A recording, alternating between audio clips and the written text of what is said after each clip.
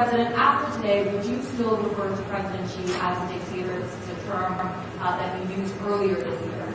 Well, look, he is. I mean, he's a dictator in the sense that he is the guy who runs a country that is a communist country that is based on a form of government totally different than ours. This is my video update from Athens, Greece on this Thursday, midday November the 16th. Let's talk about some news.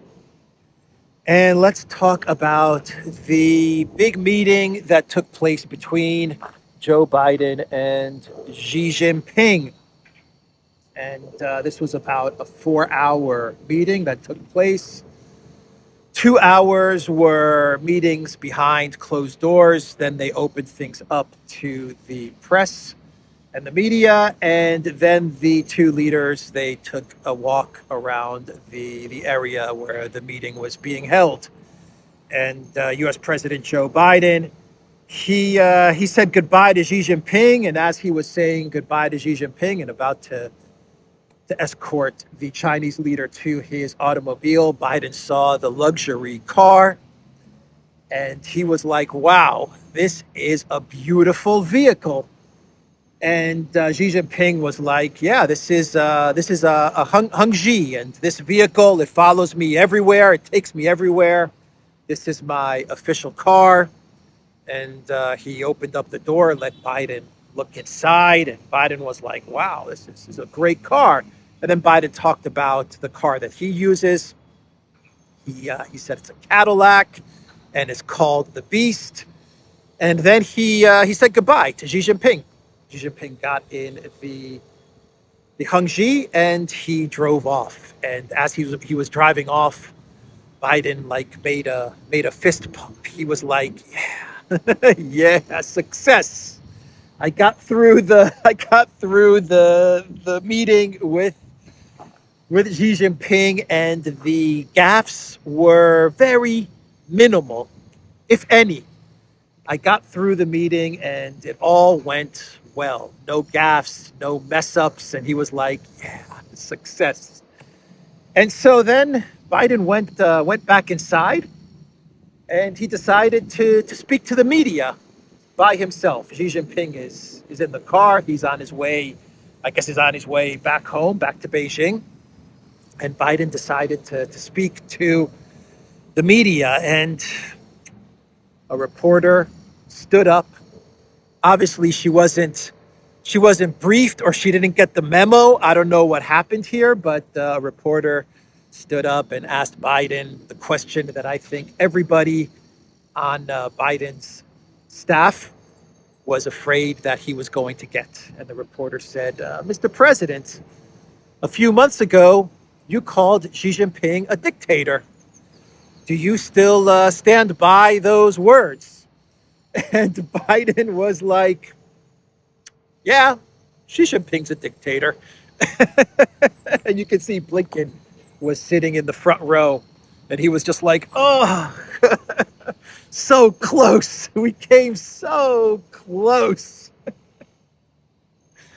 Oh, boy. Blinken has also called Xi Jinping a dictator as well, by the way. But you can see Blinken's face was like, oh, my God, we almost made it. We almost made it. So Biden calls Xi Jinping a dictator, and then he walks off. He does his typical, walk off the stage, Turns his back to the media and walks off. Oh, boy. When they let the media into the meetings that were taking place between the United States and China, Biden, Blinken, his staff, Xi Jinping, and his staff, when they allowed the media to come in and ask some questions, Biden had a pre-prepared statement that he read out for the media to document. And as Biden was reading the statement, you can see Blinken sitting next to Biden, is he going to make it through this statement? Is he going to get through this statement? He's like, oh boy, here we go. But Biden made it through. Biden did it. He got through the statement, but it's always that last interview, that last question. It's always the end of the meeting where things go wrong, huh? Right when you think you've made it through, Biden messes up. Oh boy. So yeah, I think that reporter that asked the dictator question, yeah, I don't think you're going to be seeing much of her anymore. Oh boy. So look, I think the meeting went pretty much as I think all of us expected it to go. The United States basically, they their message to China was basically this. Let me summarize their message to China. It was, look, we're going to continue to escalate. We're going to continue to sanction. We're on the crazy train, China, but help us at least this year ahead. At least help us to manage this crazy train. That was pretty much the Biden White House's message to China. We can't have another conflict in the Asia Pacific region. We have an election in 2024. Yes, we have no reverse gear. Yes, we're on the crazy train, but just help us to manage this escalation and this crazy train. That was the U.S.'s message to China. And China's message to the U.S., let me summarize it. This was China's message to the U.S. There's two ways that this can go. This is what Xi Jinping basically told the United States. There's two ways that this can go. Option number one is we don't have to be best buddies, but we don't have to be enemies. And for God's sakes, let's not have a war. Stop the sanctions, stop the escalation, stop giving weapons to Taiwan, stop demonizing us, stop lecturing us. Just treat us as equals and respect us, and everything is going to go okay. We'll make it through these difficult times. Or we can go down the other path, which is a zero-sum game. You see everything as a zero-sum game, and you're going to continue to sanction us, demonize us, lecture us, give weapons to Taiwan, escalate, and well, then we're going to head towards an inevitable smash. So that was China's message. There's two roads that we can go down. One road is towards a mutual understanding. Once again, we don't have to be friends, we don't have to be best buddies, but we need to talk, and we need to find a way to live together. Because Xi Jinping said if there is a conflict between China and the U.S., well, the world can't survive that. He was like, for the sake of humanity, we need to learn to live together. And Xi Jinping was like, the world is plenty big for us to coexist together. Or we could take the other road, which is conflict. So that was China's message. And we've been here before. Biden and Putin, they had a meeting in June of 2021 in Geneva. They had a big summit in Geneva. And the BBC, they had this article title after the summit: Biden and Putin praise Geneva summit talks, but discord remains. So when Biden was speaking to the media with Xi Jinping, Biden said that the talks have been very constructive, but disagreement remains. That was what Biden told the media. And here we have the BBC with their article: Biden and Putin praised Geneva summit talks, but discord remains. This was in June of 2021. So very similar narratives.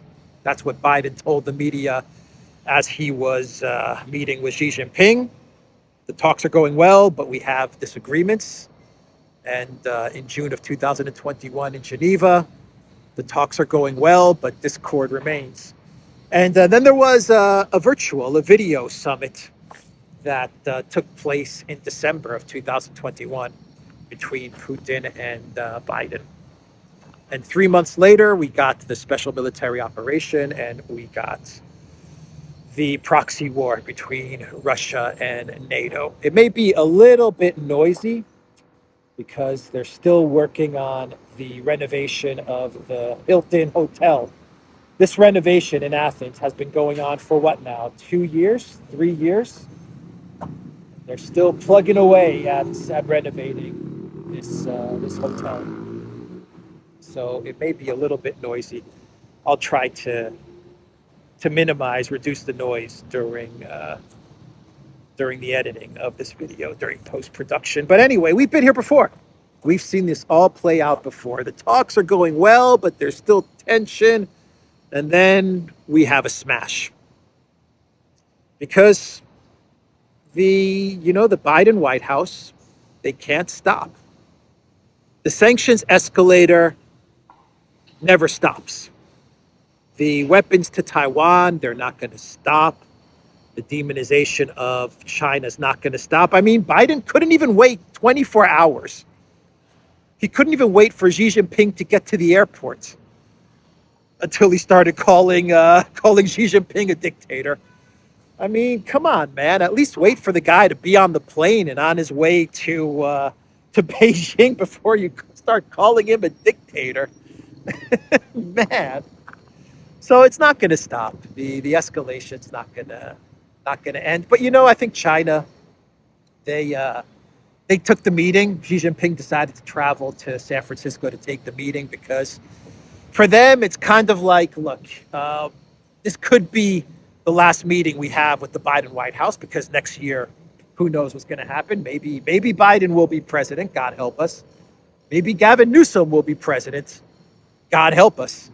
But China probably believes that they could reason with Gavin Newsom. I don't think so, but China's probably saying, okay, maybe it's going to be Biden, so this may be our chance to get our message across to Biden in case he is reelected. Maybe we can knock some sense into that empty head of his. But they may be looking at this from a different angle. Maybe next year it'll be Gavin Newsom. Most likely it'll be Trump. God help us, Nikki Haley, in which case we have war everywhere. But I don't think we're going to see a President Nikki Haley, though. Stranger things have happened and stranger things are going on. So never say never. God help us there.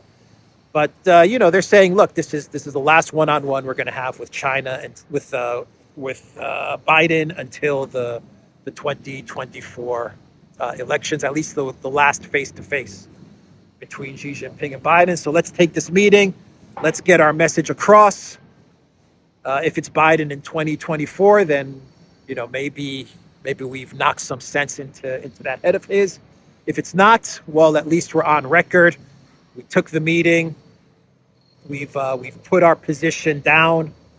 The next president can then understand where we're coming from, and maybe we can start afresh with the next president. So it's like you're heading towards a breakup, and it's going to most likely be a nasty breakup.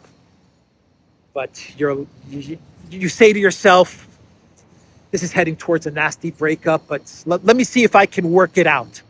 Let me see if we can give this relationship another shot. And even if the relationship breaks down and we each go our separate ways, at least if I give this another go, it won't be as nasty a breakup as if we cut things off right now. I think that's how China's kind of viewing this. Do you understand what I mean? So anyway, that was the meeting, and we will see what's going to happen now. So let's shift gears a bit. And how about Trudeau? Trudeau's statements about Netanyahu and Israel. Trudeau, wow. So he was giving a speech yesterday, the Prime Minister of Canada, and in his speech, he said that he is urging Israel to, let me get his quote, actually. I think I have it bookmarked here, because this was quite a statement from Trudeau. taking a shot at Israel and at Netanyahu. Justin Trudeau, he said, "I urge the government of Israel to exercise maximum restraint." That is what he said in a statement yesterday. This follows a night out where Trudeau was eating at a restaurant, and he was getting heckled, I guess you could say. He was getting approached by people telling Trudeau to push for a ceasefire, and they were not allowing Trudeau to eat at this restaurant. He actually had to leave this restaurant because he was being heckled and mocked to a point where he couldn't sit down and eat. And so after getting chased out of this restaurant because of his position towards what's happening in the war in Israel and in Gaza, which has been a very pro-Israeli position, he comes out yesterday and he said, "I urge the government of Israel to exercise maximum restraint." Boy, oh boy, is Trudeau, he is going to be in big trouble for that one. It's interesting to watch Trudeau try to like play both sides, try to play this balancing act. On the one hand, he has to go along with whatever the United States tells him, and he has to do whatever the U.S. tells him to do. So he, at least to date, he has been taking a very pro-Israel position with regards to the war. But he sees that his voting base, the people of Canada and the people that vote for Trudeau, they're outraged at his position, and they're outraged at what is happening in Gaza, what's happening at the hospital, for example. And he can't even go out and eat because people are so disgusted and outraged. And so he's trying to play this balancing act, and boy, is he going to get...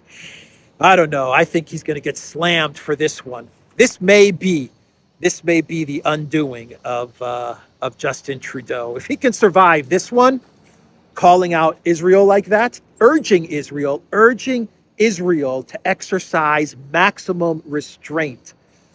If he can get through this, well, then he really is Teflon Trudeau. So that was Trudeau's statement. Netanyahu responded to this, and to be quite honest, Netanyahu's response to Trudeau was pretty standard, I guess. Netanyahu just told Trudeau in response to this statement, he said that it's Hamas. The blame should be put on Hamas for what is happening in Israel and in Gaza. That was pretty much what Netanyahu's response was to Trudeau. Now, Erdogan, on the other hand, Erdogan, he took things to level 12 on a scale of 1 to 10. He was speaking at his party's meeting, the AKP party, and he was speaking there, and Erdogan was like, Israel's a terrorist state. He said Israel is a terrorist state, and then he started to go down the list as to why Israel is a terror state, but that's what Erdogan said. He said Israel is a terrorist state.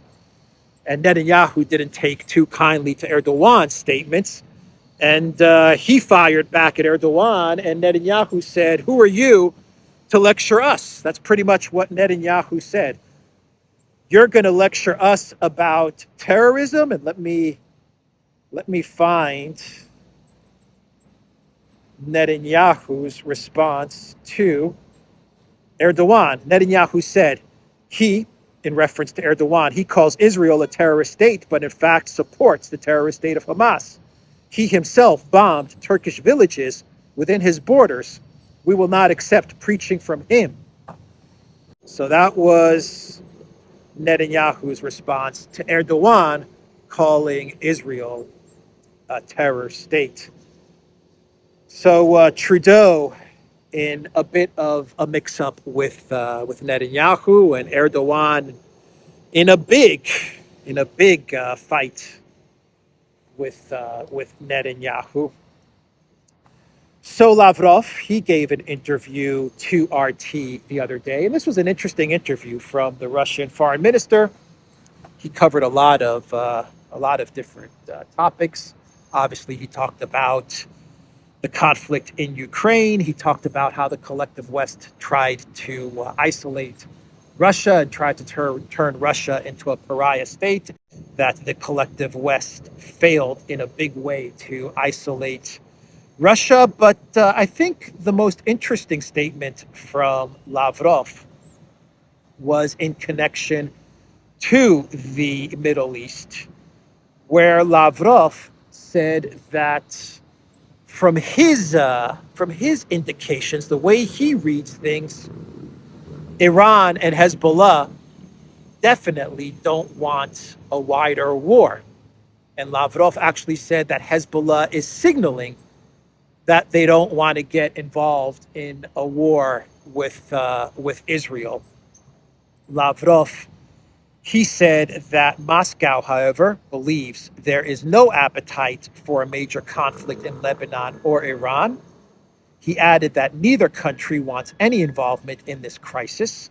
And Lavrov claimed that recent televised remarks by Hezbollah leader Hassan Nasrallah shows that it has no appetite for a big war. So I thought that was an interesting statement from Lavrov. Obviously, he speaks with the Iranian foreign ministry and the Iranian leadership, and he has a very good understanding as to Iran's and Hezbollah's position with regards to the war in Israel and the bombing of Gaza that is taking place.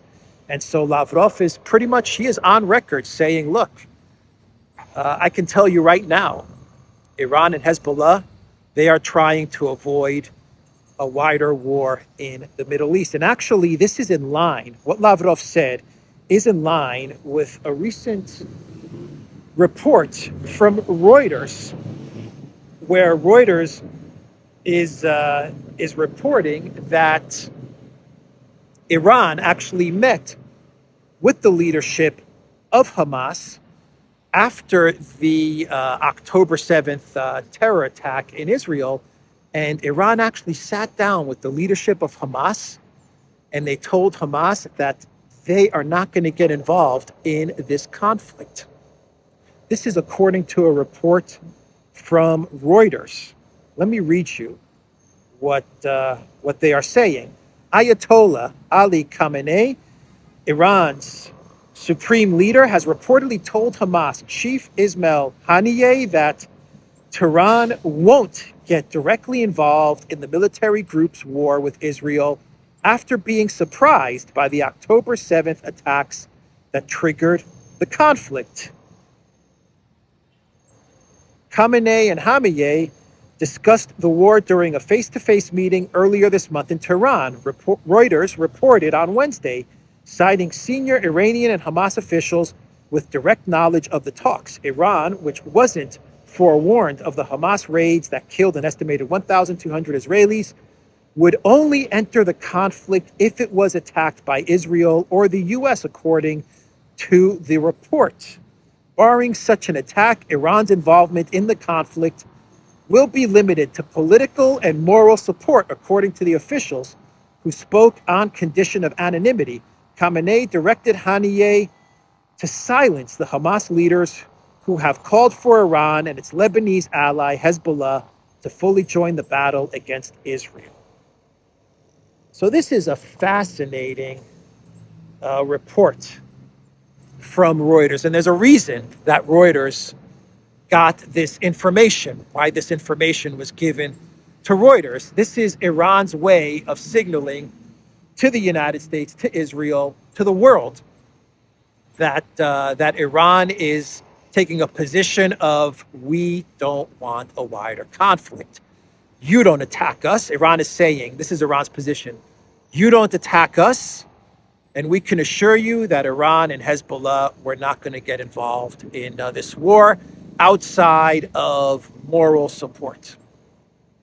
That's the statement that Iran is putting out there. That's what they told Reuters. And the reason they told Reuters is because they want to manage this conflict. They want to make sure that this doesn't spill over to become a much wider conflict in the Middle East. So that is a fascinating report from Reuters. It's in line with what Lavrov told RT as well, and all indications are, I think we could say with a high level, a very high level of certainty, that Iran is absolutely not going to start something with Israel or the United States, and the exact opposite. Iran is signaling to Israel and the United States that they would like this war to remain confined in Israel and Gaza. And of course, Iran is going to be pushing for a ceasefire. They're going to provide political and moral support, and they're going to be working through BRICS, through the United Nations to get to a pause and an eventual ceasefire. And things are working through the United Nations. It may not be apparent now, but things are progressing through the United Nations, where we are seeing the United States and Israel become more isolated. There was a vote yesterday in the UN Security Council for a humanitarian pause and to provide humanitarian aid to Gaza, and the vote was 12-0, with the U.S. having to abstain. So things are developing in a way that is isolating the U.S. and, by extension, Israel with regards to what is happening in Gaza. 12-0 was the vote. That means even the UK, even France, they couldn't stop this vote from moving forward, and the U.S. abstained. So the UN now we're seeing the UN actually moving towards hardening and unifying its position for a cessation to hostilities and for a ceasefire in Gaza. So should we do a clown world? Let's do one more story and we'll do a clown world. I think I'm doing okay on time. So we're going to have the sanctions. The 12th sanctions package is going to come out, and it's all been approved by the big bosses in Brussels, the Borrells and the Van der Crazies. And all they need now is for the EU member states to vote for the 12th sanctions package, which will undoubtedly lead to Russia's GDP, their growth, to hit 6 or 7 or 8%. But the sanctions are about to come out, and the Financial Times, they put out an article where they are saying that one of the goals of the sanctions, which I've talked about in my video yesterday, one of the goals of the sanctions is to stop Russian oil from entering the market. And the Financial Times, they're reporting that one of the ways that the European Union is going to accomplish this is by possibly having Denmark stop tankers carrying Russian oil in the Baltic Sea. That is what the Financial Times is reporting. Denmark will be given the task of inspecting and potentially blocking tankers of Russian oil sailing through its waters under new EU plans as Western powers scramble to enforce a price cap the Kremlin has learned to avoid. According to 3 people with knowledge of talks in Brussels, Denmark would target tankers transiting the Danish Straits without Western insurance under laws permitting states to check vessels they fear pose environmental threats.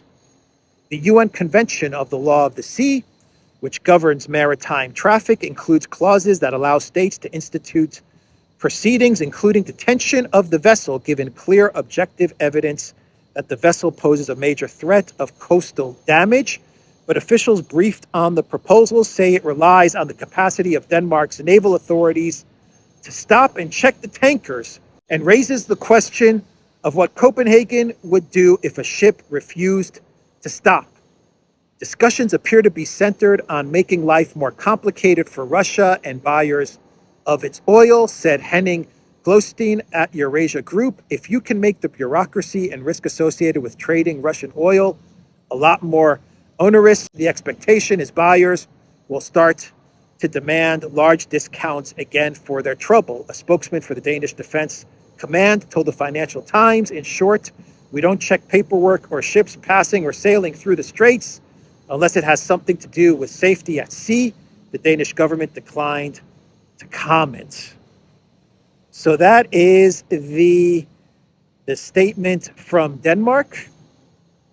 That appears to be what the EU is pushing Denmark to do as the tankers pass through the Baltic Sea and into the Danish Straits. The EU would like Denmark to stop these tankers. I don't think that's going to work out too well for Denmark. I don't think that is going to work out too well at all for Denmark if they start stopping tankers carrying Russian oil. Greece did this to Iran, and we saw what Iran did to Greek tankers. Greece, they stopped an Iranian tanker and confiscated all of the tanker's oil. And Iran, what they did is that they grabbed 2 Greek tankers. So, yeah, it didn't work out well for Mitsotakis and for Greece, and I don't think it's going to work out well for Denmark if they actually follow Van der Crazy and Borrell's suggestion, which is to start stopping and confiscating Russian tankers carrying Russian oil. Anyway, let's do a couple of clown worlds and we'll wrap this video up.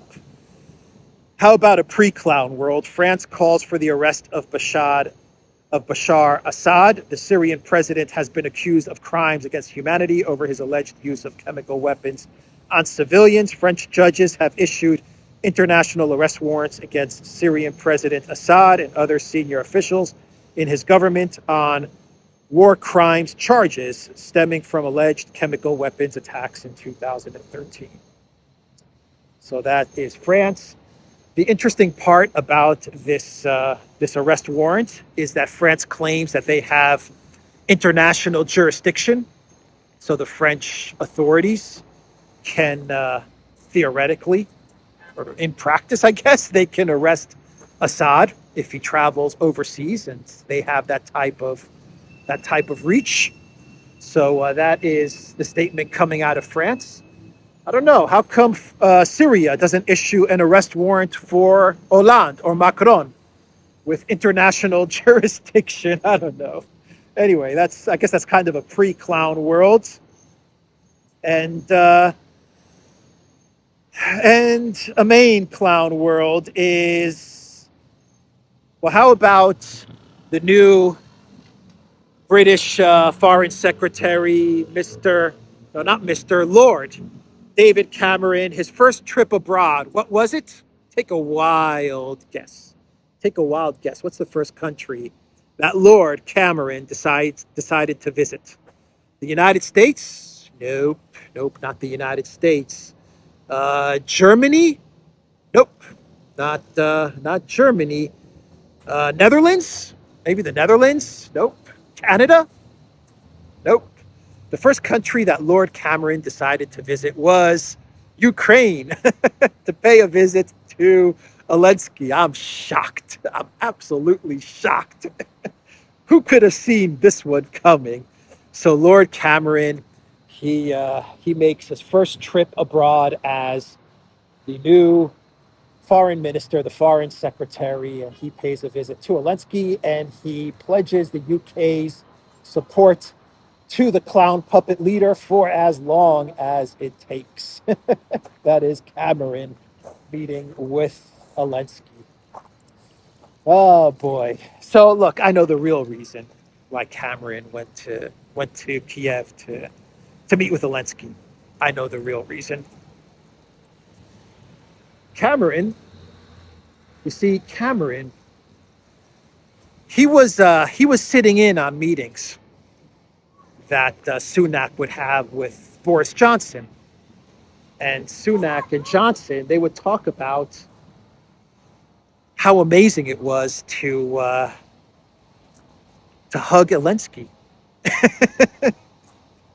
So Sunak and Johnson, they're sitting there talking, and Cameron is also there, and Sunak is telling Johnson, "Man, I can't wait for my next trip to Kiev because I cannot wait to hug Zelensky again. He smells so good. The cologne he uses is amazing." And Boris Johnson, he was telling Sunak, "You know, Rishi, you are so right. Every time I go to Kiev and I hug Zelensky, it's just the most amazing feeling. His skin is so supple and tender, but yet so strong. I can't explain to you, Rishi, the feeling that I get when I hug Volodymyr." And so Cameron is listening to all of this, and he's like, "Wow, is it really that good to hug Zelensky? I have to get in on some of this Zelensky hugging action." And so Cameron, when he becomes foreign minister, he's like, get me a ticket to Kiev right away." Oh boy. So one more clown world, and we'll wrap this video up. So that's the real reason why Cameron he went to Kiev so quickly. So the final clown world is another prank call, courtesy of Vovan and Lexus, and they pretended to be an African official, like they did with Maloney. So they're going to be using this one now instead of Poroshenko. They're going to go with an African Union official, and they called up the ex-prime minister of Latvia, who is now, I think, the current foreign minister of Latvia, Mr. Krišjānis Kariņš. They prank called him, and Mr. Kariņš, thinking that he was talking to an African Union official, he told Vovan and Lexus that the EU is not happy about paying for Ukraine. He said, "It's going to cost all of us money because we are helping Ukraine, and it means at the end of the day spending money to aid Ukraine. We are not happy about it, but we see no choice." That is what Kariņš told Vovan and Lexus. Kariņš assumed the office of foreign minister after his premiership ended in September, claimed that senior Western officials were very much of the same view and opinion regarding Ukraine. During the NATO summit in Lithuania in July, everyone was determined to pay the cost of the conflict, he stated, speaking on a video call which was made public on Tuesday, but they're not happy about it. That is what the Latvian foreign minister and ex-prime minister told Vovan and Lexus.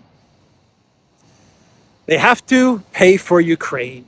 They have to pay for Ukraine because they know that the political cost would just be too damaging, too embarrassing for all of them. So the only option that they have in their mind is instead of calling Vladimir Putin and instead of negotiating a peace, the only option that they see is to just continue to spend money on a failed Project Ukraine. All right, so that is the video, everybody.